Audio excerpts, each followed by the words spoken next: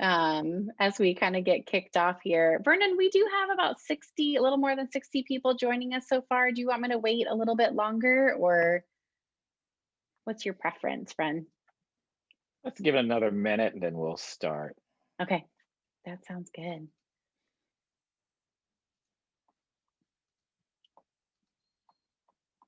I know, I think there's that moment of leaving a previous meeting and joining this one. So there's that nice little overlap in between meetings.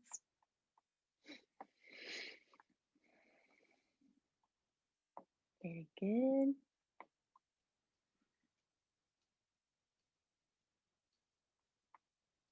Michelle, that's so nice that you're showing off something that your sister made. That's exciting. I love that.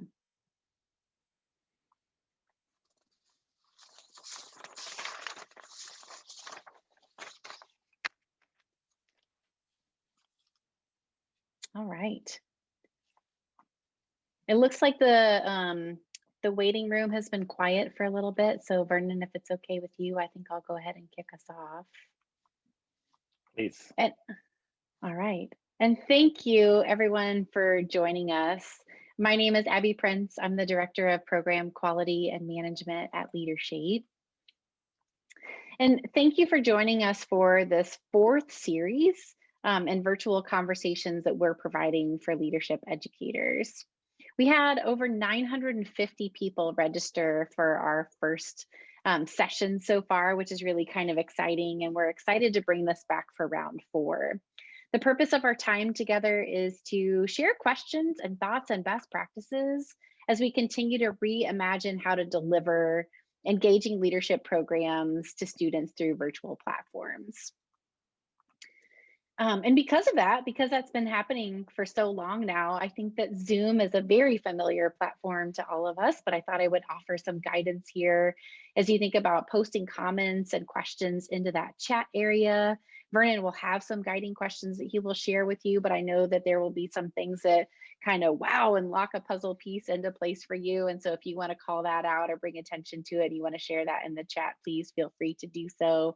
If you want to make sure your name and pronouns are accurate in your Zoom account there so that we know how to refer to you. And then we do encourage people to keep your cameras and microphones off. I know a lot of people have their cameras on now, so I won't be discouraging in that, but if you want to turn your camera off, that's totally fine. So just know that that's available to you, and then we'll keep that chat feature open to you as you have questions. I would like to offer a land acknowledgement as we get started and join in community today. LeaderShape would like to begin this presentation by acknowledging that the land each of us is on today is the original homelands of Indigenous and tribal nations. We acknowledge the painful history of genocide and forced removal from these territories, and we honor and respect the many diverse Indigenous peoples still connected to this land. Please honor and acknowledge the Native and Indigenous peoples from the land that you are joining us from, and give thought to your ancestry and the generations that came before you. LeaderShape's vision is a just, caring, and thriving world where all lead with integrity and a healthy disregard for the impossible. And our mission then is to transform the world by increasing the number of people who lead with integrity and a healthy disregard for the impossible. So thanks for the ways in which you join us and join in that community and the work that we're doing already. Today, we welcome Vernon Wall, who is the president of One Better World and my colleague. He's graciously agreed to assist us in the facilitation of this conversation around moving from cancel culture to accountability culture. Vernon's full bio is listed in the invitation that you received for this meeting and that Zoom link, so I won't go into all the detail because no one has enough time to list the credentials and talents of this great man. But I'd like to ask him to just say hello and quickly introduce himself before we have a couple more slides before we get into his great work. Thanks, Abby. Good to see everyone. Vernon Wall here, he, him pronouns, coming to you actually from my parents' home in North Carolina, where, which is home of the many Native Indigenous nations, but primarily the Lumbee. I got to tell you, as you can tell, my parents love to collect every trophy and plaque that we have ever received as children growing up. And so if you could see this room right now in its full entirety, you would just know that I was in my parents' home, because I would not have this many trinkets up on the wall. My nephew was a star tennis player in high school, so lots of that. So just wanted to say thank you, welcome, and I'm excited for the conversation.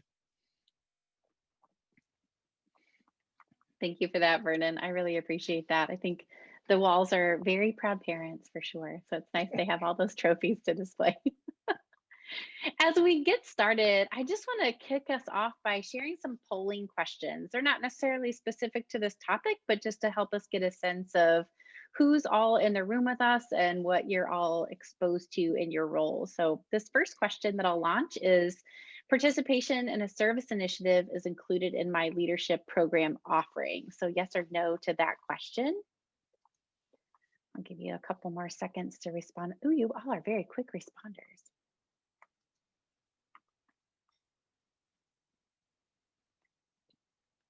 Some responses still coming in there. 78% of you have voted so far. If you want to take 5 more seconds to respond to that. 3, 2, 1, and I'll end that poll with 82% of you voting. Pretty evenly split here, honestly, that about whether or not leadership program offerings are included, our service initiative. So thank you for responding to that poll question there. We go on to our second poll question, which is that you experienced a decrease in the number of people attending your leadership programs this fall.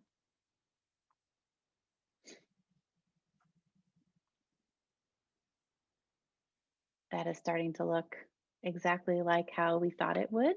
So I'll give you 5 more seconds to respond to that. 4, 3, 2, and let me share those results with you. So yeah, most of you saw a decrease in people attending your leadership programs this fall. Hopefully we see a change in that trend very soon. And then let me go on to our third and final poll question here, which is, students receive academic credit for participating in your leadership program. So take a few seconds to respond to that.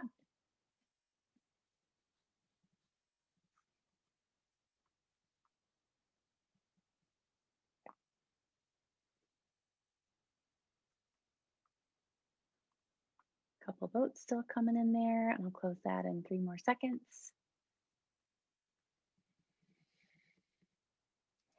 Okay, I'll share those results with you here. So it looks like for most of you that students don't get academic credit for attending your leadership program. So thank you for sharing in that. We believe it's a good time for us just to see what trends are existing among campuses and to see that you're not alone in whatever your responses were. So even where they're kind of swayed to those smaller numbers, you're not alone in those numbers. So we've asked Vernon to, first, I'm sorry, I wanted to share with you LeaderShape's definition of leadership. We know that there are thousands of definitions out there on leadership, but this is the one that we adhere to, and perhaps this resonates with you. Leadership involves living in a state of possibility, making a commitment to a vision, developing relationships to move vision into action, and sustaining a high level of integrity. Effective leadership takes place in the context of a community and results in a more equitable society. We've asked Vernon to join us to lead us through this conversation on what some have named cancel culture. What is cancel culture exactly? How is it helpful or potentially harmful?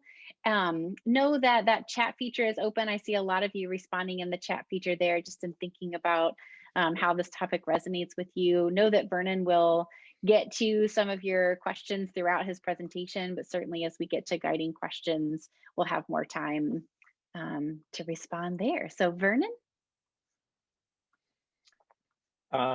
Thanks, Abby. I just want to begin, first of all, by thanking you all for taking a little bit of time to be with me. And a couple of things before we begin. First of all, let's be clear. We are all experiencing trauma at this moment in time. Every last one of us. Now, this trauma for many of us is not new. For some of us, it is re-triggering. For others, we're aware now, aware. And for others of us, it's been happening since March and before. So I just want to own that and honor that. And know that many of you, when you saw the term cancel culture, you probably went into a million different directions. And I am going to, as a facilitator, ask you to focus on two things. One, yourself. How are you showing up during this time before and during this time now? Number two, I want you to focus on your students. How are they showing up now and how are they showed up before? Let's keep it in this context of ourselves and our students and the university and higher education community.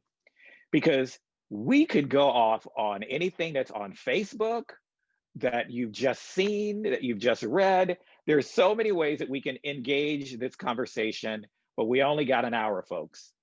So I want us to stay with college campuses and how we show up in that way. Now, if you'd like to talk to me offline about any and everything about our world and our country, my undergrad is political science, so I could talk forever about the country and who we are in our world. Totally, got it. But we're not gonna do that right now. And that's not gonna keep you from, if in your chat box there's something that you really and truly want to have, give voice to, please do. Because what I love about this time is it's more as a time of us in community than me giving, not only me sharing some thoughts with you, but it's also about you in the chat box saying, oh, here's a thought I have, or here's a resource I have, or someone just mentioned this, I want to join you, or I have a question about that. So let's make this more of a conversation as we move along, which I think is important. The other thing I want to share is I love to share how this sort of became a presentation for me. Some of you may know the Reverend Dr. Jamie Washington. You know, he's sort of known in some higher education circles. He's my very good friend and colleague. You know, we've been best friends since grad school. And Jamie did a program at NCORE, the National Conference on Race and Ethnicity, a couple of years ago on the woke police in higher education. And I went, oh my God. And needless to say, it was standing room only. Everybody was there. And this was a few years ago. And so Jamie did a really good job of sort of engaging the group in how are we as student affairs educators not giving grace to people around us during this time. And what Jamie said that was really powerful to me was that this is not new. The woke police came from political correctness. And before that, there were other terminologies that were used in order to talk about a dynamic that happens within the equity and inclusion conversation that sometimes is helpful and sometimes is harmful. And how do we show up in that? And so what we have seen now is it's moved into a new iteration, which we're calling now cancel culture. But if you think about the history throughout higher education, when equity and inclusion began to really take hold in the 1980s, this is nothing new. And so I just want to own that and honor that and thank Jamie for, as always, getting me in a space, because typically after anything that we do, either separately or together, we always have a conversation, usually at a bar in a hotel, but let's not go there. But around, so what are some of the dynamics, what's happening? So this is where I am now. And so I just want to engage you. I decided, you know, is there anything out there that talks about cancel culture? And of course, Urban Dictionary did. Of course they would. Now, I don't care what you think about Urban Dictionary. I think it's important for us to know that this is there. And Urban Dictionary talks about canceling as dismissing something or someone, to reject an individual or an idea. When people use this unironically, which I love that about Urban Dictionary, it reveals a big problem in our culture. Cancel culture, as it currently exists, doesn't give people a chance to learn from or apologize their wrongdoings. Okay, I can take that. However, and I want you to also think about what's next. And that is to really and truly understand the cancel culture fully, or any of the dynamics, we've got to look at it through our privileged and marginalized lenses. So that's what I ask you to do first, is think about your identities in you that are privileged and identities in you that are marginalized, because that's how we can better engage this conversation. So let's start off in privilege. So if I'm in privilege and I show up in a way that could be viewed as canceling someone, what we need to know is, first of all, I sometimes believe that I may not want to own it, but what it shows up is that I'm better than you.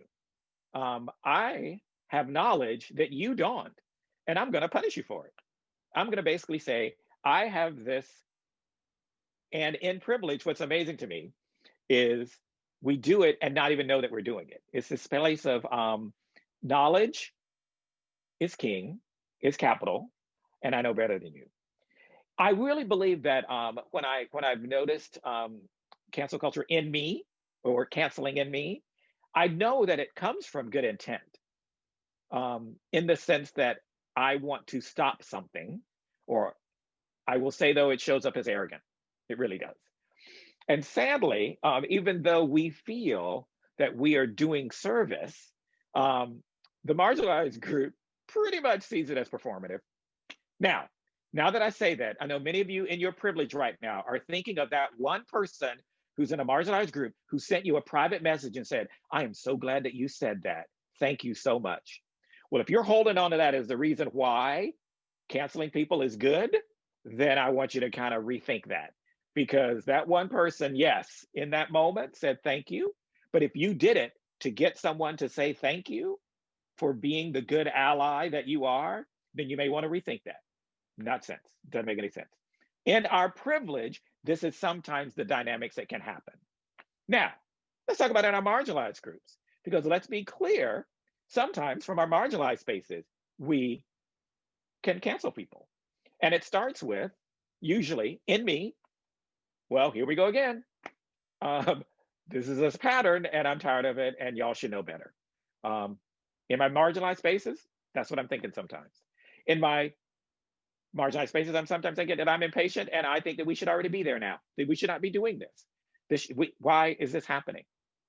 Also in my marginalized spaces, which I love to point out, is that this can also be cumulative impact. In other words, in my marginalized space, I have noticed 5, 6, 7 things that have happened in this topic, and you're the person I've decided to take out my frustration on over the 5 and 6 or 7 things that have just happened to me. And I've decided to just go at you. It's a dynamic that happens in oppression, in marginalized identities. It's important to know. And as I'm saying this, know that I'm saying this, that I am speaking from my privileged identities when I shared those dynamics, because I am in this too. And I'm speaking from my marginalized identities in terms of understanding how I may show up in this cancel culture. Also in my marginalized space, and this is really important for you to know around students, is that students are noticing power and positions, and it goes back to the number one, we're just done, or the last one actually, we're just done. It's like, okay, so here are senior leaders on our campus, and they just sent out an email that basically did not talk any about the values of equity and inclusion, and it's our president?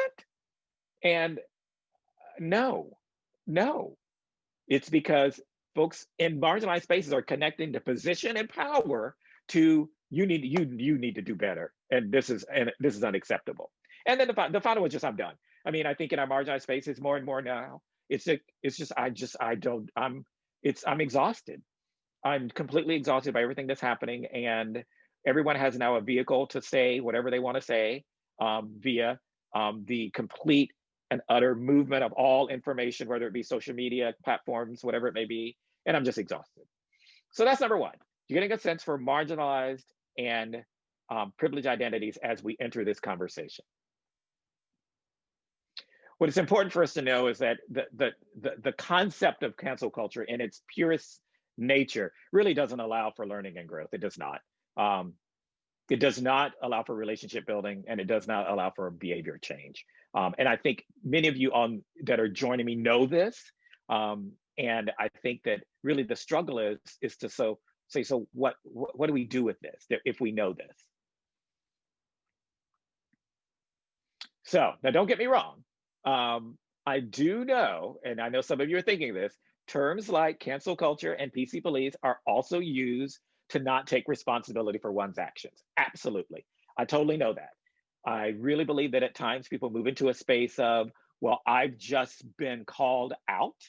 And so my reaction is going to be, you're too sensitive. Um, and how am I going to ever know what to say? And so what I always do is talk about, I've had so many people tell me, people are so sensitive now, Vernon.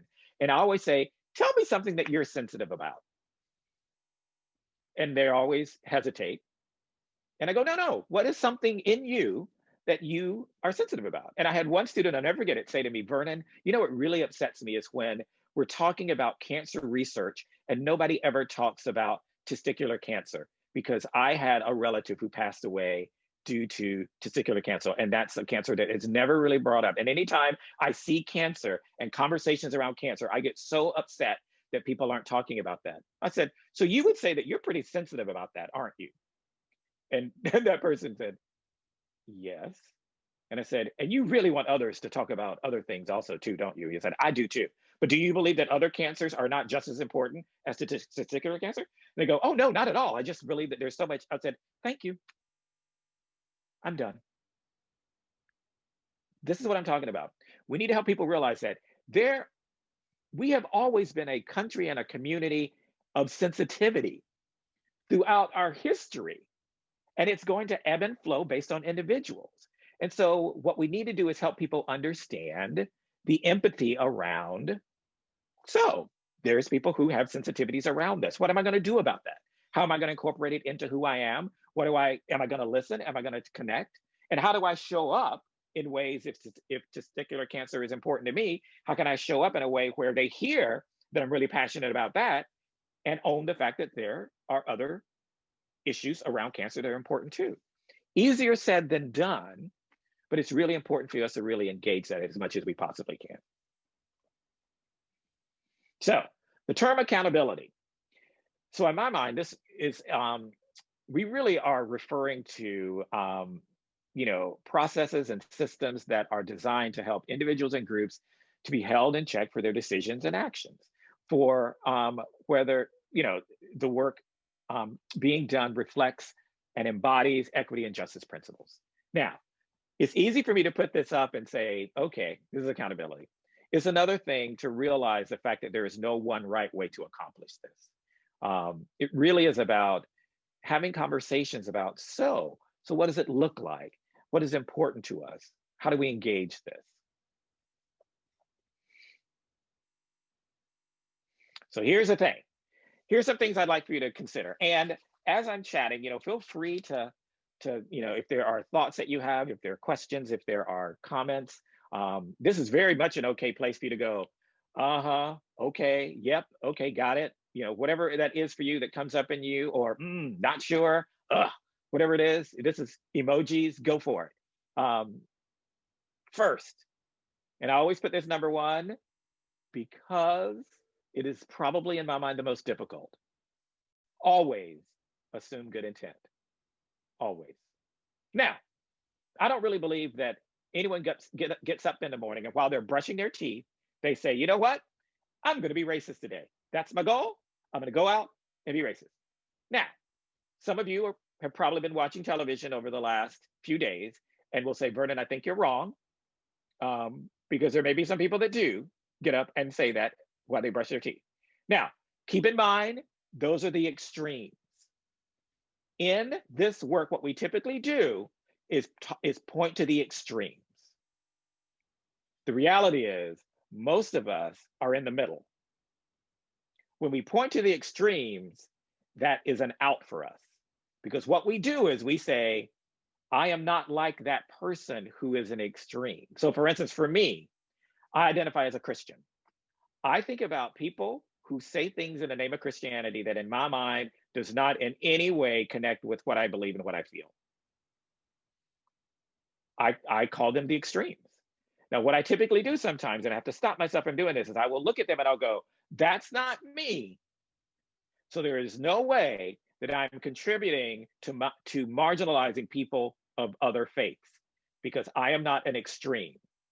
But the reality is we're all contributing to marginalizing people who are of different faiths if our identity in privilege is Christian. So we need to stay in the middle. stay in the middle. Anytime you see yourself moving to the extremes, know that those extremes exist and we need to condemn them and we need to give voice to those extremes. Voice meaning condemning and sharing that that's not in connection with our values, but don't stick there, because I really and truly believe that in our campus cultures, in our campus communities, people are entering in good intent. Now, that doesn't mean that they don't struggle. They don't sometimes get frustrated and don't know what to say or do. That's it. Second, please remember, we're all in this together. I think the thing that happens with the cancel culture is that we focus outwardly. And that is that we say, okay, here's the deal.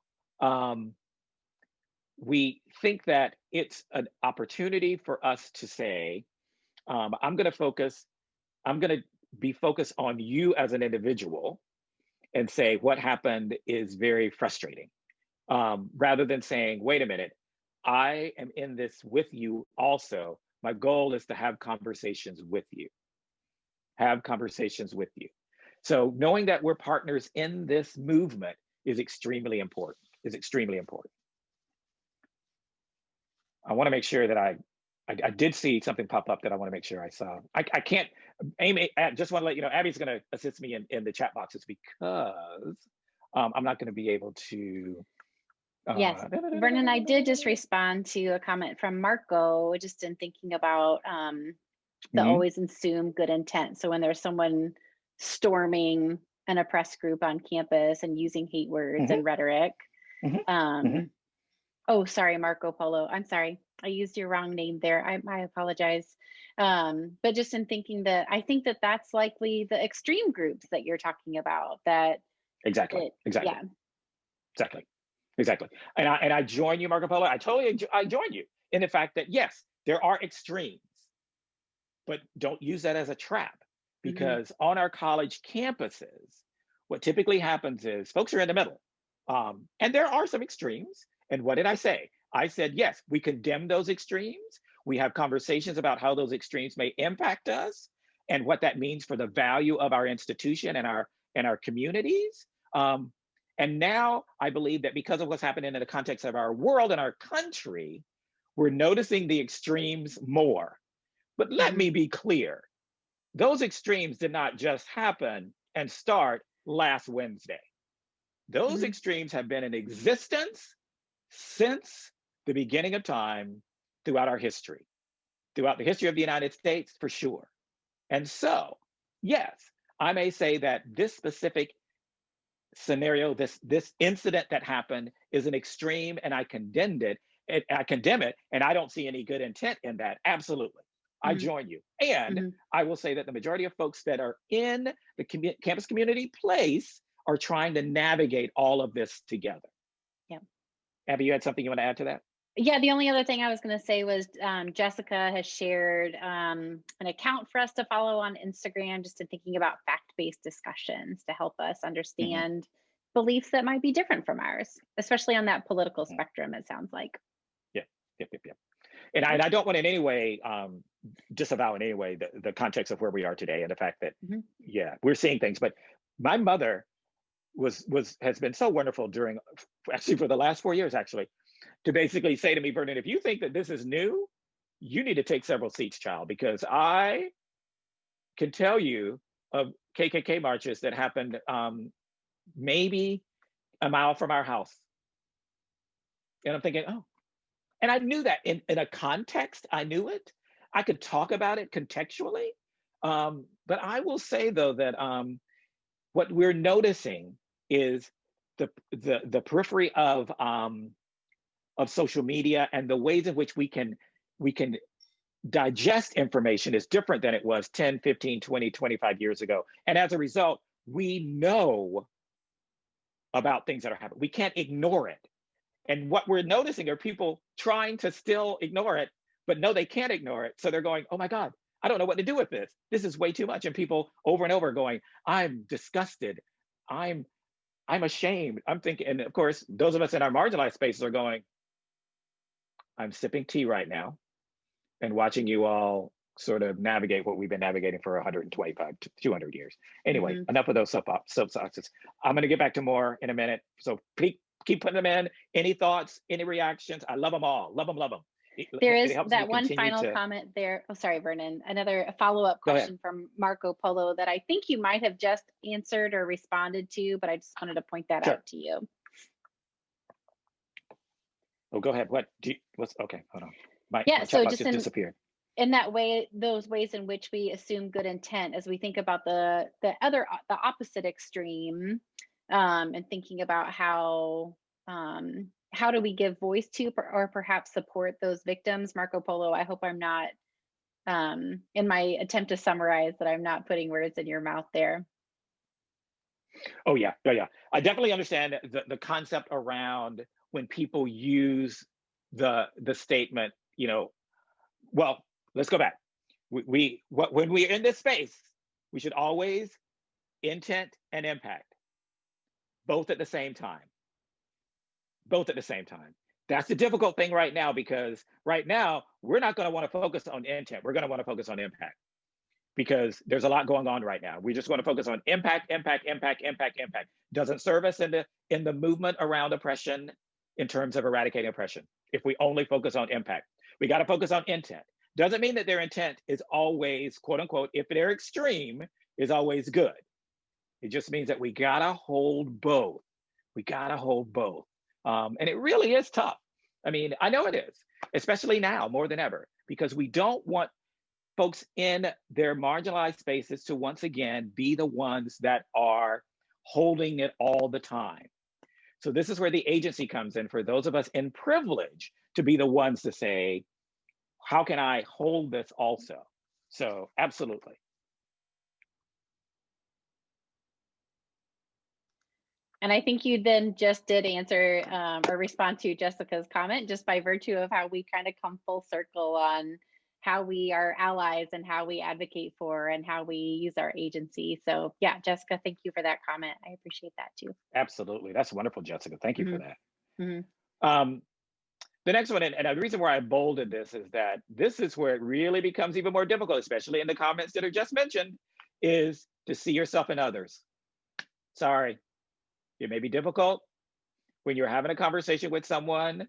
You got to see yourself in others. So for instance, if in your privilege, you are noticing someone that is sharing something in their privilege, then you got to move to your privilege identity in order to better navigate the trigger. In other words, if something is navigating around gender, like for instance, for me, when the little dust up happened around our soon-to-be our soon-to-be wife of our president, Dr. Jill Biden, and folks did this little dust up around, should someone hold the what's this around doctorates and people who are not medical doctors, and I quickly went to my marginalized space and said, hold on, wait a minute. I got to support, I got to be here in this space of, how would this feel as I am a person of color in my marginalized space? And if someone said that similar to me, and what does that look like? And da-da-da. But then I went, hold on, I need to look at this from my privilege identity. As a cisgender man, how am I hearing this statement? And how am I hearing others who may say, well, I have some questions about that. Now, in my circles, of course, the majority of folks who are going, this makes no sense at all. Who is this person that's writing about this statement? Dr. Joe Biden is Dr. Joe Biden. Thank you very much. And there's some nuggets in that around misogyny and around sexism that I would miss if I only listened to that comment through my marginalized identity as a person of color and other of my marginalized identities. And so what you need to do is when you see something, make sure that you look at it from your marginalized lenses and look at it from your privileged lenses, because that will allow you to hear and see people differently. Doesn't mean you're still not triggered, or you still may not want to engage, whatever that means. It's really important. And then I always ask, say, ask yourself, what's my intended outcome in all of this? Did I do this to change someone's mind? Did I do this to shame them? Did I want to show others that I'm so down with this cause and I want everybody to know it? Do I want to understand their perspective? Do I want to be a part of systemic change? I'm not saying that any of these are specifically right or wrong. Because trust me, there are times when I definitely just want to kind of, shame somebody for a moment, even though I don't believe that shaming is valid and helpful. But a little piece of me, I'm human like everybody else. I sometimes want to do that.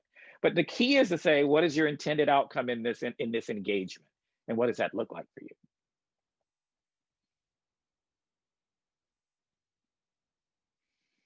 A couple of other things I just want to mention is, what can I learn from this interaction? And can this be more of a teaching space?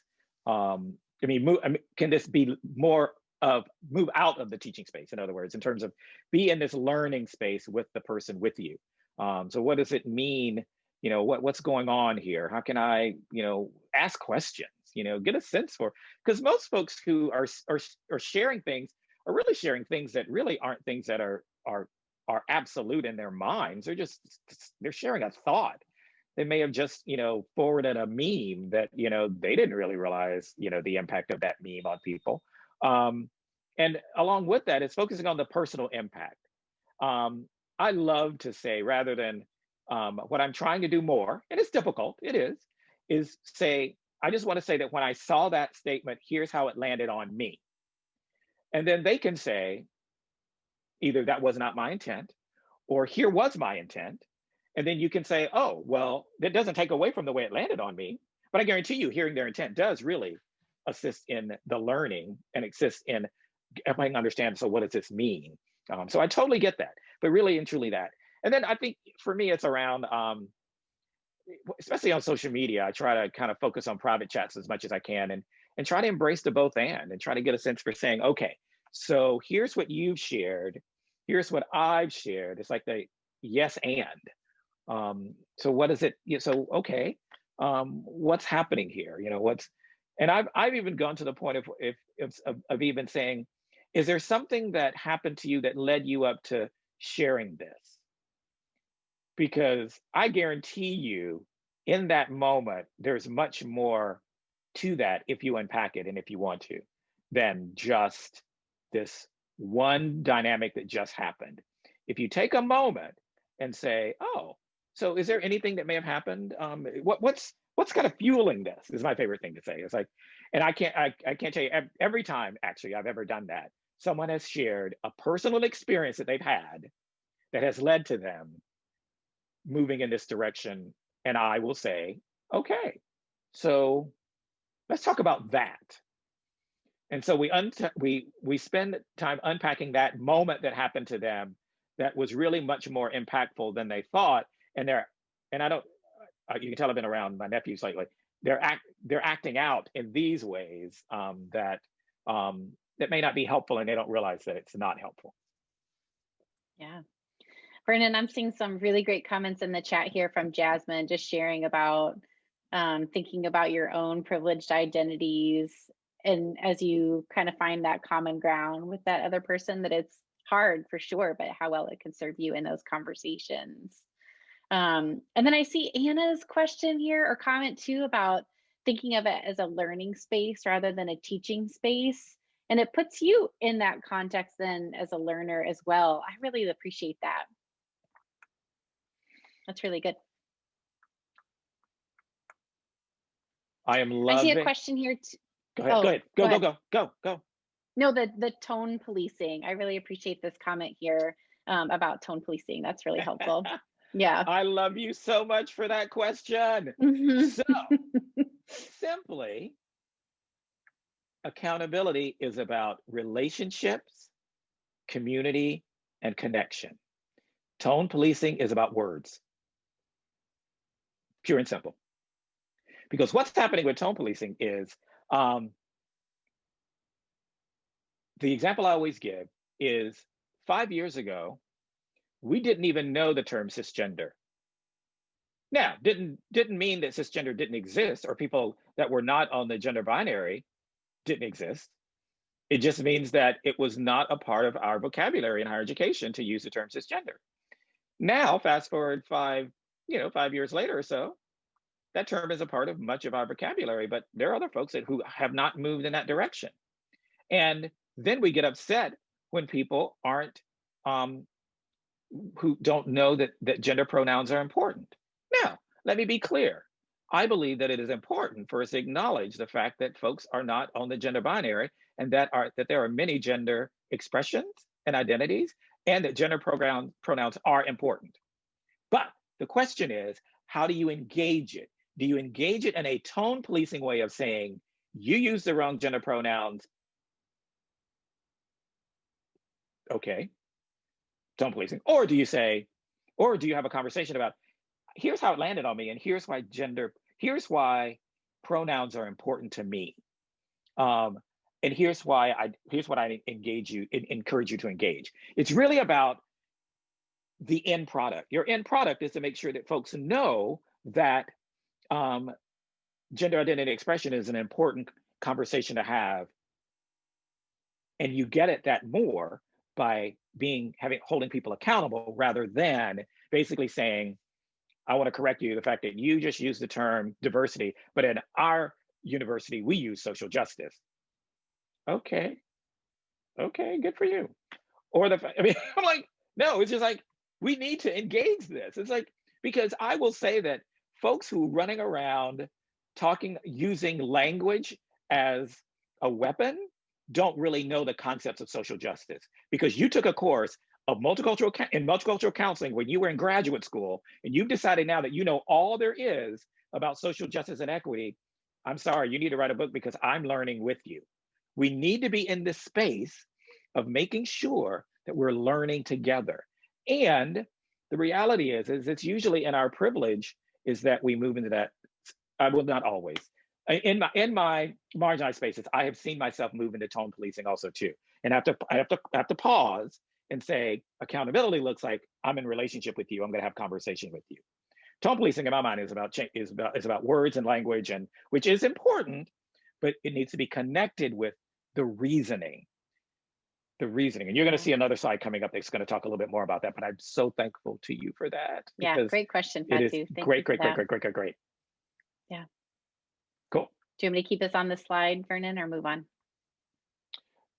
We can move on. Okay. So, which goes to this one, which is perfect lead in. But wait, what about extremes? And you've already talked about this, so I'm excited that it came up earlier, and because that really shows what's in your spirit right now. But I knew it was going to come, and that's why I had this slide. Is that I know, especially right now, it's tough. We've got to navigate this, and I'm not going to in any way. This is when I will go global and national and think about our country and our world. Yes, there are extremes happening, and I will tell you that we are noticing these extremes now because we can't turn away from them. They've always been there. They've always been present. They've always been infiltrating all of the good that we've done in our world, in our country, in our nation. It's just now that there's more platforms for folks to engage. So it's becoming more visible. As my mother always says, it's not worse, Vernon, it's just being filmed. That's all we need to know. These people, quote unquote, folks who are in the extreme have been rallying around capitals for years. And I know, and I don't want to in any way minimize what's happened over the last week, month, year, 2 years, 8 years, whatever. And I live in Washington, D.C., folks. There's a march every day. There was a 140,000 person march in Washington, D.C. in January of 2017, when people came to the nation's capital to protest the president that was just elected. 140,000 people. We were fine. We had about, maybe the U.S. Park Service said, and I believe this was, I read this last week, 25,000 people joined in Washington, D.C. for the experience that happened. I'm not going to call it a protest or a rally. I'm going to call it an experience that happened. And then maybe a few hundred went to the Capitol to Let's go right here. to invade. And as a result, those of us that are in DC pretty much looked at each other and said, what happened? Because as you are seeing now, as things are unfolding, it's going to be pretty messy in terms of the response and what happened, because that in Washington, D.C. does not happen. It does not happen. And so how did it happen? It's going to be the question. So as a result, I know that everything's happening. I know. And it is very okay. And I want you to hear me when I say this. It is very okay for you to not engage. I said it. It's very okay. If you decide in a moment that I'm really not prepared, either physically, emotionally, to be involved in a conversation with someone, to assume good intent, to really engage in humanity with this person today, in this hour, it is totally okay. It is totally okay for you to say, in this time, in this space right now, for my personal care and for who I am, not good right now. And it's okay, because you know what? Oppression will be here tomorrow. Oppression will be here in 3 days and 4 days. It'll be here next year. It's okay for you to, in that moment, say, I'm not the one for you right now. And I just want to own that and honor that, because I know there's a lot going on. And as student affairs professionals, it's tough because we are asked to be in spaces sometimes where we can't be emotionally. And I think it is important for us to own that and acknowledge that and say, I'm going to take a break. And I'm going to maybe have a colleague swing in and say, you know what, I'm going to pinch hit for you right now. I'm going to, for a track analogy, I'm going to take that baton from you and let you rest a little bit, because I know you're going to catch up later in the race. But right now, I'm going to take the baton away from you and do some stuff for you. So, but I do want to honor that, and I'm glad that there's some folks that are really kind of sitting in, the horror that we've experienced over the last week, 2 weeks, month. I keep saying that because I want us to realize that this isn't new. It's showing up in a different way that we may not have ever experienced in the history of our country. And there are some people that will say, there have been times when there have been horrific things that have also happened, which does not take away from that, but just want to share that. So. And I always want to say too, I think it's really important for us to remember, and this is something that I really have to take to heart as a student affairs professional, and that is that people don't really change their behavior because we tell them to. They never have. They change their behavior because they decide to. And so what I believe our role is to provide a container for students to sort of navigate, and we sort of every now and then throw in a nugget that they will hopefully hold on to, because I didn't decide, in terms of me being mindful of land acknowledgements and making sure that I acknowledge the land from which I came from. I didn't decide to do that because y'all told me it was important to do, y'all. I know y'all are great people. And just because somebody put up a land acknowledgement at the beginning of a program didn't mean I was going to go, oh. No, I took a moment and said, wait a minute, this is really interesting. I've been in this work for a number of years, and not until maybe 8 years ago did I start to unpack Native and Indigenous lives in my community and in my life. It wasn't because people told me to do it. It was because things were happening around me that made me realize, oh, I think this is something I need to look into. And I say that about gender identity and expression. I say that about pronouns. I say that about racism. I say that about homophobia. I say that about heterosexism, class, ability, nationality. Every ism has its own timeline. And we all are on this journey together. And so we're going to kind of navigate it. Doesn't mean that I didn't believe cognitively that Native and Indigenous folks weren't important in the conversation around race and racism. I believed it. I felt it. I had a good idea that I incorporated into the work that I did, but I just added more to the work that I did and said, I'm going to add more now, and I'm going to layer it a little more. Because if we think that there's one way to do social justice education and that it's not evolving, then we're not successful, because it's going to continue to evolve. Now that we've had multiple racial pandemics and a global health pandemic, equity and inclusion work as we move forward is going to look different now. Now that we've had the events of last Wednesday, equity and inclusion work is going to look a little differently. Now that we will have a new sitting president and vice president come Wednesday, and just so you know, look for me on television, because as long as I can social distance and be on the National Mall, my butt is going to be there in full force. Things are going to change as we move forward. So it's really important to realize that. So what I want to say is the outcome in my mind of cancel culture is usually about shutting down the conversation. But I believe that the goal of accountability conversation is to keep the conversation going, to be in relationship with each other.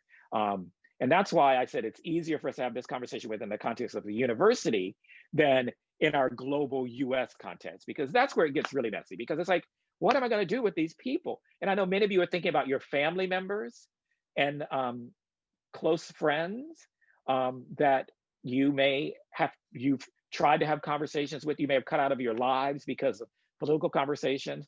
I always say that, in my family, the best thing about being a Black family, our Black family, is that we've never talked about politics in the last 4 years the way that some of you all have. And I don't mean that in a mean way. I just mean that I don't have that context. I can't. I think that it's important for you all to talk with others about that. I can talk about maybe in my family how, if sexual orientation or gender identity would come up, how we can maneuver folks who may not be there. I remember my mother randomly a few years ago said, well, we've got some next door neighbors that are coming in, and it's so cool to have this Mexican family move in next door. And I'm like, what? And I'm like, Mom? She goes, what do you mean? I'm like, Mom, have you met them yet? She goes, no. I'm like, Mom, hold on. How do you know that they're Mexican? She said, well, they're brown. I'm like, oh, good Lord Jesus. I'm like, Mom, every person who's brown isn't Mexican. She said, well, I know that, but they were speaking Spanish. I'm like, Mom, your grandson speaks Spanish. He is not Mexican. She goes, oh yeah, that's right. But and you could tell in her head, she was trying to put it together. Here's an 83-year-old woman who actually does race work for her church, is kind of struggling with kind of navigating this thing. And so I said, well, Mom, what was it about? She said, well, I just want to make sure they're welcomed. And so I want to meet them and I want to know all about them. I said, well, one of the first things you should do is probably not roll in thinking they're Mexican, because we don't know. And we had a really good conversation. And I know that I don't mean to put light to the tough conversations that you all are having with your families and your communities, because I know, and I've had conversations with colleagues who are like, I've had to cut people out of my lives because of their beliefs and their feelings that are not connected to what I shared earlier about your deal breakers. I get it in that way, but I may not get it in others. And so I just want to make sure that you know that it is important for us to think of ways that we can keep the conversation going, but know though that those deal breakers are important too. So as we wrap up, if there's anything else folks want to put in the chat box, I'd love for, at the very least, if people could pop some resources in for people in terms of some things that you've used in order to engage an accountability culture on your campus and in your community. If you want to put in something that's tough about you, these are also great for journaling questions if you want to sort of journal after the fact, and ways in which you can encourage the accountability culture. Yeah, just yeah. And I'm gonna look and see. Abby, anything that you feel that that you want me to make sure I mention? Yeah, I know that Jamila was responding to that conversation around when you were talking about how it's okay if we haven't engaged in conversation about what happened in the Capitol last week. I know that Jim said that he felt that he really appreciated hearing that. And then Jamila was saying how self-care is wellness, that it's important that we kind of take stock of those things and the ways in which we need to take care of ourselves. So thank you for that. Yeah. There was a comment from Jessica too, Jessica Chung, in thinking about effectiveness. That's something that grounds her. So the hard part is feeling that it somehow dilutes her commitment to social justice because I'm being nice, if that makes sense, right? So in thinking about like, how do you balance out that being nice and not perhaps pushing into the conversation compared with how you stay grounded in that conversation? Jessica, I hope I'm not mincing your words as I'm talking through that comment. So thank you for that. Yeah. Well, I do believe, and I'm so glad you mentioned that, because I believe that we can engage folks' intent and still share our impact. Because I think there's a tendency to believe that if we're giving people grace and if we're giving people an opportunity to share impact, that we're not holding them accountable. But don't you worry, I will let you share your intent. And I will tell you still how it may have landed on me, because it's important for both of them to be at the same time. Right. I think that we're being nice when we don't engage impact also. Yeah. I think that what I'm showing is that I'm listening to you. And sometimes it's difficult. But when I'm in a good space, I will say that the majority of times when I've engaged intent, it's been helpful. I've not really engaged intent in a long time where it's been harmful, especially if I go deep and I make sure I ask those questions, as someone mentioned earlier. I think Abby, you posted, what's the context? Where did this come from? Because this is important. And so I'm really important about this.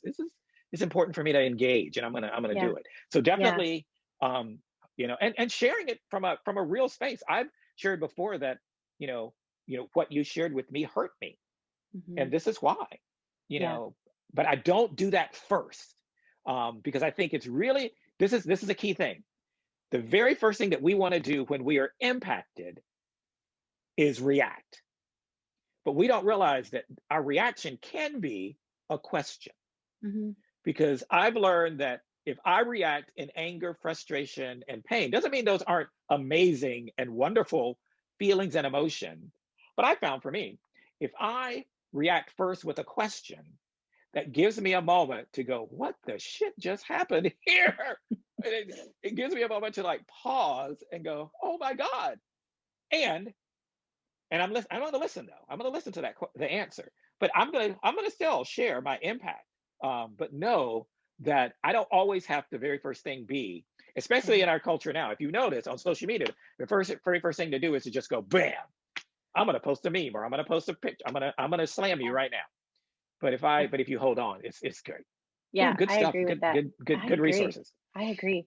I do want to share, Vernon has provided his website for you all here if you'd like to get more information about Vernon and reach out to him. That way you're welcome to do so. And I also want to thank Vernon. I think that this probably could have been a 2-hour conversation, or perhaps a day-long conversation, because you all are sharing so many great resources and asking so many great questions here. And I really appreciate those conversations and how it's leading us into more richness in this conversation as well. I do want to share too, because a couple of people have asked, Lindsay, I see your question there, that we will share the recordings from this session as well as all of the others that will take place this week as part of the virtual Leadership Educator series. That email will go out to everyone who's registered for the sessions this week. So you will have access to all the videos from this week and not just this one. So you'll have that as well. Marco Polo, I see your question here too about theories and best practices or research to support the training. And I think perhaps maybe those things will come out through the other resources that people are sharing here in the chat, and as we hopefully further this conversation. So I do want to be able to share, because I know we're a minute over time right now, and I'm sorry for that. Hopefully you all have a couple extra minutes. As I just want to share with you about other programs that LeaderShape has available.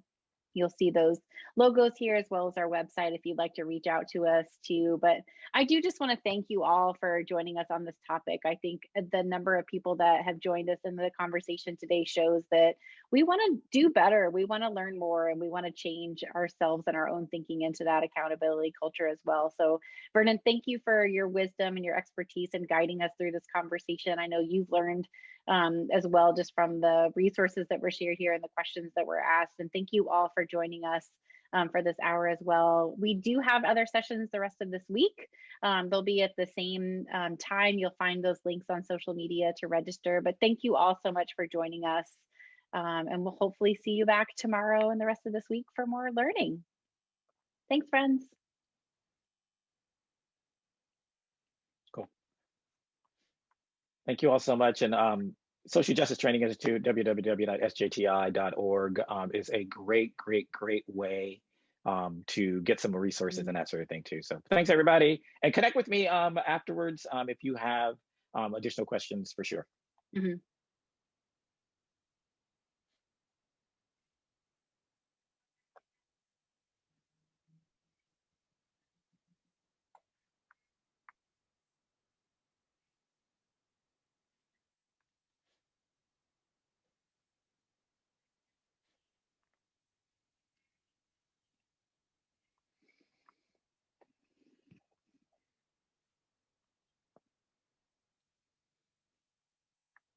Vernon, I see that last comment there from Marco Polo too. I don't know if you want to respond to that. I know you also have a meeting that you're getting to, and Marco Polo is still with us on the call. Do you have? Sure.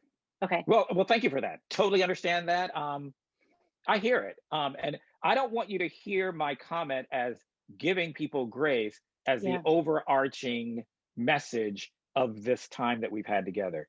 Mm-hmm. Totally not. What I'm saying is that we've got to balance grace, intent, and impact. We got to balance them both together. I need for you to hear that. We need to balance both of them together. So when someone constantly talks about intent, others need to be bringing up impact together, because the way that we continue to struggle is when we don't engage both. We look at it as an either or. Either we talk about intent and realize that everybody's, we're all human, everybody's great, blah, blah, blah, blah. Or we talk about impact, where we talk about everyone is in a struggle. Okay, guess what? Both are extremely important. There is struggle, and there is also a way in which we can meet in the middle. And what does that look like? Totally understand that it's exhausting, specifically to BIPOC folks and to folks who are from historically marginalized groups. Totally understand it is exhausting. And it has been exhausting. I will say that the shift that I'm noticing right now, and I think that you will agree with me, Marco Polo, in this, is that for the first time, I'm noticing people who have not been in the conversation around equity and inclusion be in the conversation around equity and inclusion, because they can't turn it off anymore. They're struggling. They don't know how to show up in it. They're struggling. And so what we need to do is recognize the fact that there are folks who are out there who are still navigating this. I'm in the space of going, oh, I wish you would have navigated this 15 years ago or 20 years ago, but okay, you're here now. And there is a generational piece here. This generation now is pretty damn amazing in terms of really and truly engaging in what needs to happen. And so the tough thing is folks that are in higher education, that are in senior leadership roles, aren't allowing for our current generation to be a part of the movement that is currently happening. And so what we got to do is, and that's why we have students that are holding our senior leadership accountable and saying, we're done. And that's what we were talking about earlier. So totally agree, totally engaged. Love to talk more, and happy to give more resources, but I just want to say thanks for hanging out. And thanks, Marco Polo, for your comments. If I can help in any way, let me know, because it's a struggle. It's a struggle.